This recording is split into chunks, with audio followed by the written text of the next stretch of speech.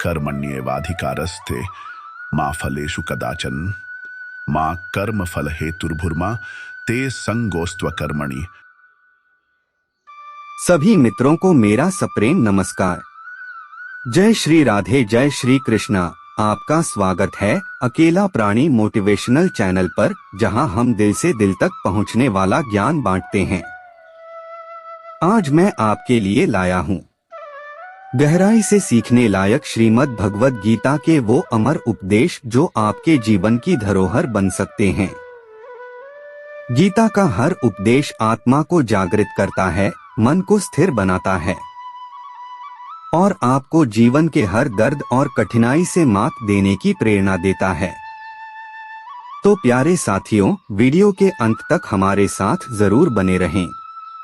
और अगर आपको हमारा प्रयास पसंद आए तो वीडियो को लाइक और शेयर अवश्य करें। साथ ही हमारे चैनल अकेला प्राणी मोटिवेशनल को सब्सक्राइब करके बेल आइकन को दबाएं ताकि हमारे नए प्रेरणादायक वीडियो सबसे पहले आपके पास पहुंच सकें।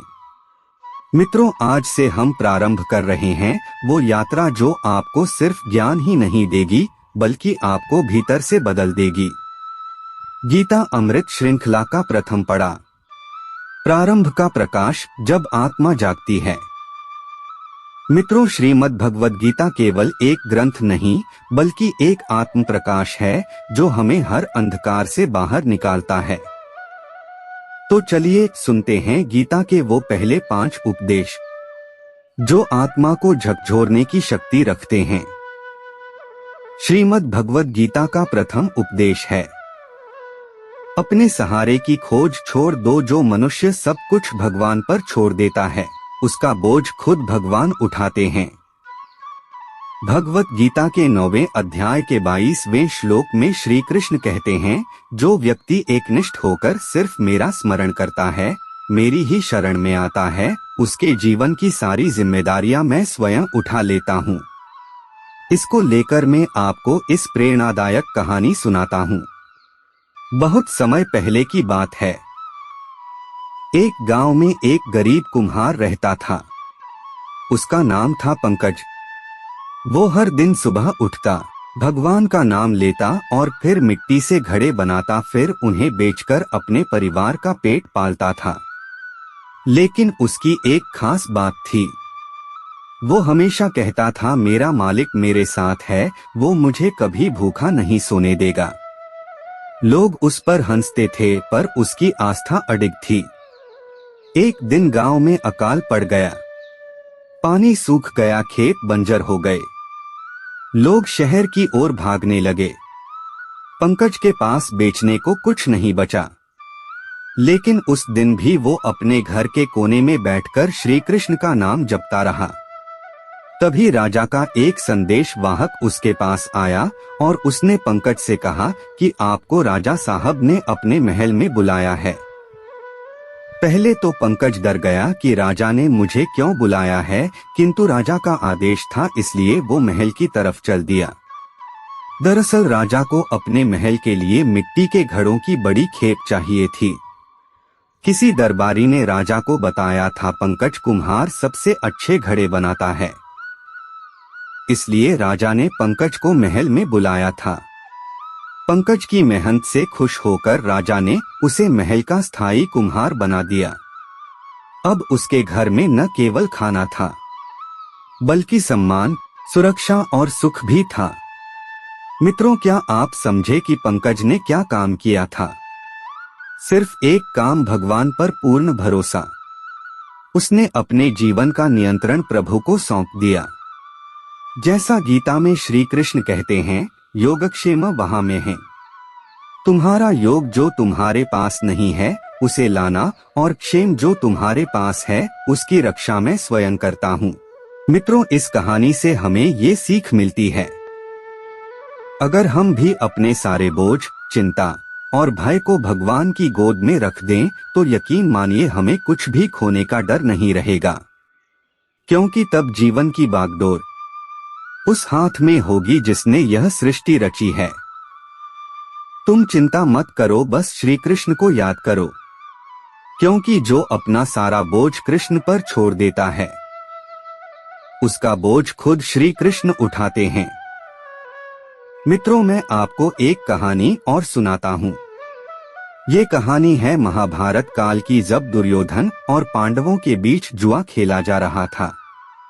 जब द्रौपदी को भरी सभा में अपमानित किया जा रहा था, तब उसने अपने 5 पतियों को देखा। धर्मराज युधिष्ठिर, गदाधारी भीम, महान धनुर्धर अर्जुन, नकुल और सहदेव, सबके सब असहाय थे।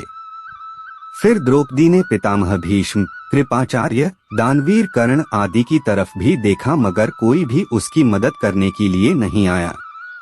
अंत में द्रौपदी ने आंखें बंद कर पूरे हृदय से श्री कृष्ण को पुकारा, तो अकस्मात ही वस्त्रों की वर्षा होने लगी।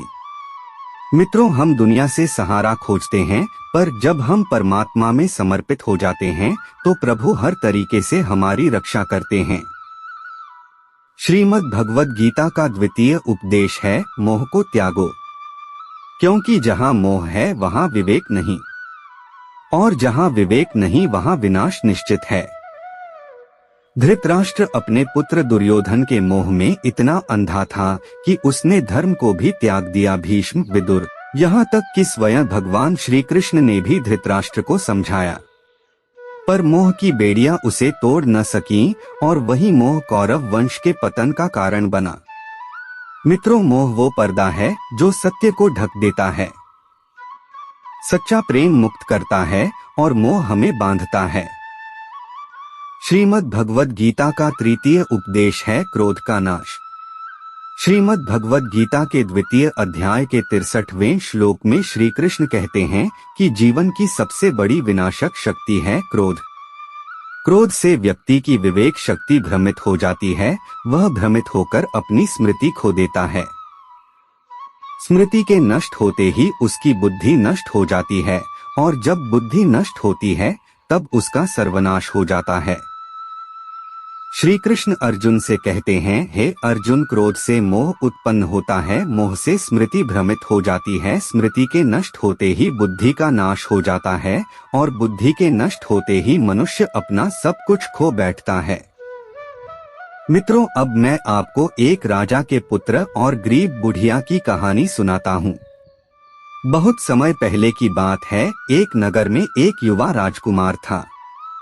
वो राजकुमार बहुत ही तेजस्वी, बुद्धिमान और पराक्रमी था, पर उसमें एक दोष था, वह बहुत ही क्रोधी था। छोटी छोटी बातों में वह गुस्से से आग बबूला हो उठता था। एक दिन राजकुमार जंगल में शिकार के लिए गया। शिकार करते करते वह थककर चूर हो गया। थककर वह एक झोपड़ी में पहुंचा, जहां एक बुढ़िया रहती थी। बुढ़िया ने राजकुमार से कहा कि राजकुमार जी, आप बहुत थक गए हो, पहले जल पी लो। लेकिन जल गर्म था। राजकुमार ने बुढ़िया से कहा कि बुढ़िया, जल ठंडा क्यों नहीं दिया? बुढ़िया बोली, बेटा, जल तो ठंडा था, पर जब तक मैं लाई तुम्हारा क्रोध उस पर भी चढ़ गया। राजकुमार चौंक गया। बुढ़िया ने मुस्कुराते हुए कहा, बेटा, क्रोध वो आग है जो पहले तुम्हारे भीतर जलती है और फिर तुम्हारा सब कुछ जला डालती है। जिस दिन तुम अपने क्रोध पर जीत पा जाओगे, उसी दिन तुम इस राज्य के नहीं, इस संसार के सच्चे राजा बनोगे।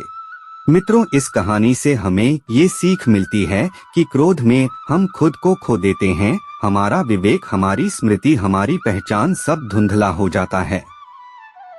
इसलिए श्री कृष्ण कहते हैं, जो क्रोध को जीत लेता है वही खुद को बचा पाता है। हर बार जब तुम क्रोधित होते हो तो सोचो, क्या यह एक पल का क्रोध मेरे पूरे जीवन की शांति को लीलने लायक है? महाभारत के समय की बात है। भीम प्रतिज्ञा कर बैठा कि दुर्योधन की जंघा तोड़कर ही चैन लूंगा। पर श्री कृष्ण ने भीम से कहा कि हे भीम, क्रोध से पहले सोचो, क्रोध में की गई हर प्रतिज्ञा या तो तुम्हें भीतर से जलाएगी या पूरे समाज को डोट। क्रोध तात्कालिक ताकत तो देता है, पर दीर्घकालिक विनाश करता है। जो क्रोध पर विजय पा लेता है वो संपूर्ण संसार पर शासन कर सकता है। श्रीमद् भगवद गीता का चतुर्थ उपदेश है, संतोषी सदा सुखी। इस समय की बात है, एक साधु महाराज नदी के किनारे रहते थे। उनके पास एक चांदी की छड़ी थी। एक दिन वह छड़ी नदी के तेज बहाव में बह गई। साधु महाराज ने अपने आप से कहा कि जो मेरा था वो प्रभु के पास गया। शायद किसी और को उस छड़ी की ज्यादा जरूरत थी। अगले दिन एक बालक आया और साधु महाराज से बोला, बाबा नदी में आपकी यह छड़ी मिली है, इसलिए मैं इस छड़ी को आपको देने आया हूँ। साधु महाराज मुस्कुराए और कहा कि संतोष सदा लौट आता है। मित्रों, संतोष वह धन है जो खोकर भी बढ़ता है। जहाँ संतोष है वहीं सच्चा सुख है। श्रीमद् भगवद गीता का 5वां उपदेश है, शब्दों की मर्यादा बनाए रखें। महाभारत काल की बात है। किसी बात को लेकर द्रौपदी ने दुर्योधन से कहा कि अंधे का पुत्र अंधा ही होता है। शब्द कठोर थे और यहीं से शुरू हुई महाभारत की ज्वाला। शब्दों का भार तलवार से भी अधिक होता है। वाणी की मर्यादा ही रिश्तों की रक्षा करती है। इसलिए जो भी बोले सोचकर बोलें। ऐसा मनुष्य सदा शांति में रहता है। तो मेरे प्यारे साथियों, ये थे गीता अमृत के पहले 5 मोती। इनके माध्यम से श्री कृष्ण हमें ये सिखाते हैं कि हमारे जीवन का एकमात्र सहारा परमात्मा है। मोह को त्यागो, क्रोध से बचो, संतोष में जियो और शब्दों से पूजा करो। अगर इन शिक्षाओं ने आपके मन और दिल को छुआ हो तो कृपया वीडियो को लाइक करें, हमारे चैनल अकेला प्राणी मोटिवेशनल को सब्सक्राइब करें और नीचे कमेंट में लिखें, जय श्री कृष्णा। मैं गीता अमृत को आत्मा में उतरने दे रहा हूँ। मित्रों, अब हम बढ़ते हैं गीता अमृत श्रृंखला के दूसरे पड़ाव की ओर।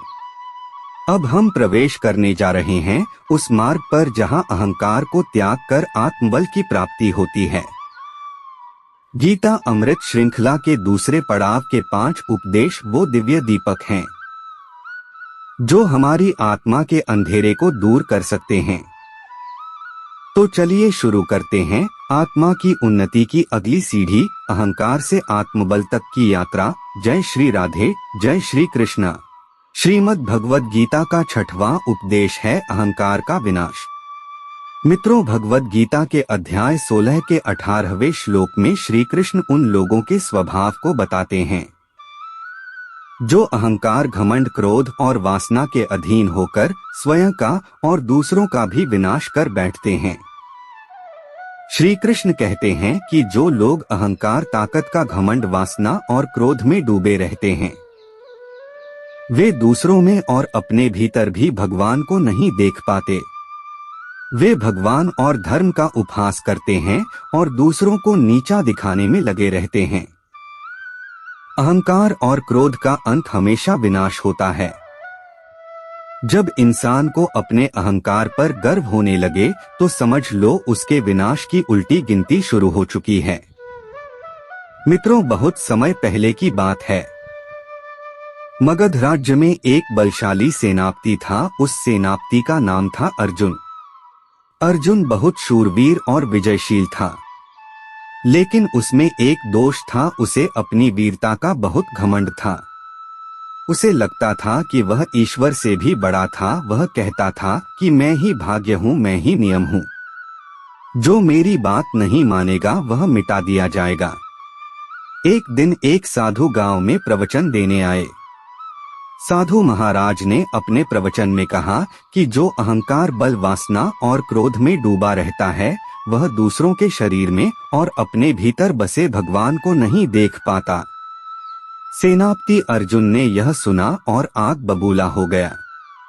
उसने अपने सैनिकों से कहा कि कौन है ये जो मुझे धर्म सिखाता है, इसे कैद करके जेल खाने में डाल दो। लेकिन उसी रात राजमहल में आग लग गई। सेनापति का पुत्र उसी आग में जलकर मर गया। अर्जुन भागा, चीखा, चिल्लाया, मगर कुछ भी ना कर पाया।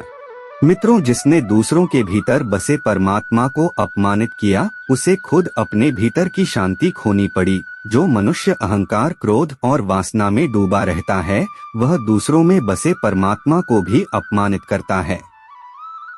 मित्रों, बलवान होना बुरा नहीं है, पर जब बल अहंकार बन जाए तो वह खुद का ही सबसे बड़ा शत्रु बन जाता है। अहंकार का अंत विनाश है और विनम्रता का आरंभ भगवान का साक्षात्कार। महाभारत के समय दुर्योधन को अपने बल, यश और सेना का बहुत घमंड था। जब श्री कृष्ण ने दुर्योधन और अर्जुन से कहा कि एक तरफ मेरी नारायणी सेना है और एक तरफ मैं खुद, अब तुम दोनों को ये तय करना है कि कौन नारायणी सेना चाहता है और कौन मुझे। तब दुर्योधन ने श्री कृष्ण से कहा, मैं आपकी नारायणी सेना चाहता हूँ, मुझे आपकी कोई जरूरत नहीं है। और महाभारत का अंत तो शायद आप सबको पता ही होगा कि श्री कृष्ण ने बिना अस्त्र शस्त्र उठाए ही पांडवों को महाभारत के युद्ध में जीत दिलवा दी। मित्रों, अहंकार आत्मा को ढक देता है। जिसमें मैं प्रबल है वहाँ वह अर्थात ईश्वर नहीं टिकता। अहंकार छोड़ो तो आत्मा ईश्वर को पा सकती है। श्रीमद् भगवद गीता का 7वां उपदेश है आत्मनिर्भरता बनाम निर्भरता। एक युवक हर दिन मंदिर में जाता और भगवान से प्रार्थना करता कि हे भगवान मुझे नौकरी दो, हे भगवान मेरी मदद करो। एक दिन पुजारी जी उस युवक से बोले कि बेटा, प्रभु तभी तुम्हारा साथ देंगे जब तुम पहला कदम उठाओगे। भगवान सहारा तो जरूर बनते हैं पर चलना तो तुम्हें ही होगा। भगवत गीता कहती है कि कर्म करते जाओ, फल की चिंता मत करो। परमात्मा साथ है पर जो हिम्मत खुद न दिखाए उसे न तो ब्रह्मा बचा सकते हैं और न ही श्री कृष्ण। श्रीमद् भगवद गीता का 8वां उपदेश है निर्मल संगत का मूल्य, अर्थात जैसी संगत वैसी रंगत। इस बात को मैं एक कहानी के माध्यम से परिभाषित करता हूँ। एक बगुला रोज हंसों के संग नदी के किनारे बैठता था। धीरे धीरे उसने शिकार छोड़ दिया। उसे ध्यान में शांति मिलने लगी। एक दिन वो उड़कर कैलाश पर्वत पर चला गया। अब वह बगुला केवल साधु महात्माओं की संगत में ही रहना चाहता था। जैसी संगत वैसा मन। सत्संग अमृत है जो आत्मा को स्वच्छ करता है। कुसंग विष है जो बुद्धि को भ्रमित करता है। मित्रों, सज्जनों की संगति जलते दीपक की तरह होती है जो बिना कहे उजाला कर जाती है। श्रीमद् भगवद गीता का 9वां उपदेश है अपने कर्म पर पूरा विश्वास करें।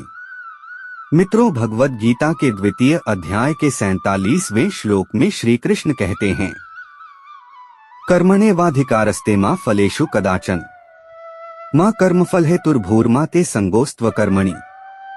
यह श्लोक भगवद गीता के सबसे प्रसिद्ध और जीवन परिवर्तनकारी उपदेशों में से एक है।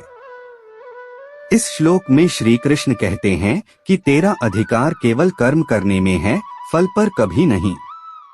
इसलिए तू कर्म को ही अपना धर्म समझ पर फल की इच्छा से मत बंध और नहीं कभी अकर्म अर्थात कुछ भी काम न करने में आसक्त हो।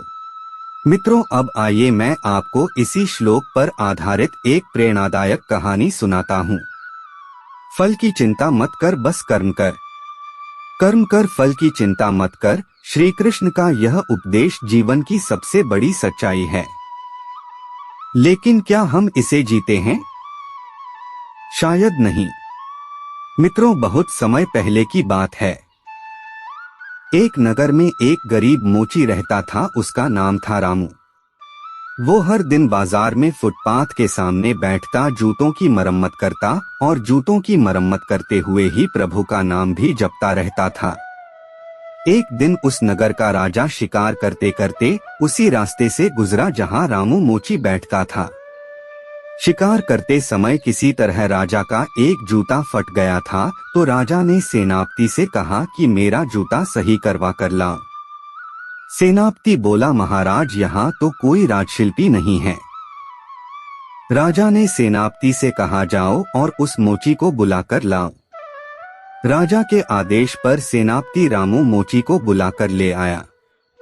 राजा ने रामू से कहा कि मेरा जूता फट गया है, इसको सिलकर दो। रामू ने शांत मन से जूता लिया और वहीं बैठकर जूते सिलकर ठीक करने के बाद जूता राजा के चरणों में रख दिया। राजा जूता पहनकर बहुत खुश हुआ और राजा ने कहा कि यह तो बिल्कुल नया लग रहा है। राजा ने रामू की कारीगरी से प्रसन्न होकर उसे ढेर सारा सोना चांदी उपहार में दिए और उसे राजशिल्पी के पद पर नियुक्ति कर दिया। रामू हाथ जोड़कर बोला, राजा से बोला कि महाराज, मैं बस जूते सिलता हूँ, फल मिलेगा या नहीं यह मेरी चिंता नहीं। मेरा धर्म है कर्म करना और वो मैंने कर दिया। मित्रों, अगर हम कर्म में निष्ठा रखें तो फल अपने समय पर आता है, लेकिन अगर हम फल के पीछे भागें तो न कर्म ठीक होता है न ही फल। श्री कृष्ण कहते हैं, तू बस कर्म कर और उसे मुझे को अर्पण कर। जब तेरा समय सही होगा तब फल तुझे मैं दूंगा। मित्रों, एक छोटी सी कहानी आपको और सुनाता हूँ। एक वृद्ध मूर्तिकार 25 वर्षों से मंदिर के लिए मूर्तियां बना रहा था। लोग उससे कहते थे कि तू गरीब ही रहेगा, लेकिन एक दिन राजा ने उसकी बनाई हुई मूर्ति देखकर कहा, यह तो स्वर्ग जैसी है। राजा ने मूर्तिकार की कला से प्रसन्न होकर उसे राजशिल्पी बना दिया। मित्रों, जो अपने कर्म से प्रेम करता है उसके जीवन में देर तो होती है पर अंधेर नहीं। इसलिए मित्रों, सदैव अपना कर्म करते रहो, क्योंकि वही तुम्हारा सच्चा यज्ञ है। श्रीमद् भगवद गीता का 10वां उपदेश है, शरीर क्षणिक है किंतु आत्मा अजर अमर है। मित्रों, भगवद गीता के 2वें अध्याय के 20वें श्लोक में श्री कृष्ण मनुष्य की अमर आत्मा पर दिव्य ज्ञान देते हैं। श्री कृष्ण कहते हैं कि आत्मा कभी जन्म नहीं लेती और न कभी मरती है। आत्मा न तो कभी पैदा हुई है न ही भविष्य में कभी पैदा होगी। आत्मा अजन्मा, नित्य, शाश्वत और सनातन है। शरीर के नष्ट होने पर भी आत्मा नष्ट नहीं होती है। मित्रों, अब आइए मैं आपको इसी श्लोक पर आधारित एक प्रेरणादायक कहानी सुनाता हूँ। आत्मा अमर है, मृत्यु अंत नहीं है। क्या आप मृत्यु से डरते हो? तो सुनो श्री कृष्ण क्या कहते हैं। आत्मा न तो जन्म लेती है न ही कभी मरती है। एक गांव में एक छोटी बच्ची अपने माता पिता के साथ रहती थी। उस बच्ची का नाम पार्वती था। वो अपने पिता को बहुत प्यार करती थी। हर दिन उनके साथ खेलना, बातें करना, यही उसकी दुनिया थी। एक दिन उसके पिता बीमारी से चल बसे। पार्वती की आंखों में आंसू सूख चुके थे। उसने अपनी माँ से पूछा कि पापा कहाँ चले गए। माँ कुछ बोल नहीं पाई। कुछ दिनों बाद गांव में एक संत आए। पार्वती उनके पास पहुंची और बोली, क्या मैं अपने पापा को फिर से देख सकती हूँ?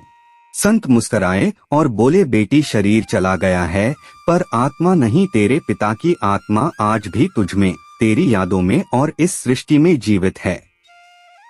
उन्होंने पार्वती से कहा कि आत्मा कभी जन्म नहीं लेती और कभी मरती नहीं। आत्मा शाश्वत है, सनातन है। ये सुनकर गौरी की आंखें भर आईं, पर अब उनमें डर नहीं था बल्कि विश्वास था कि मेरे पापा कहीं गए नहीं हैं।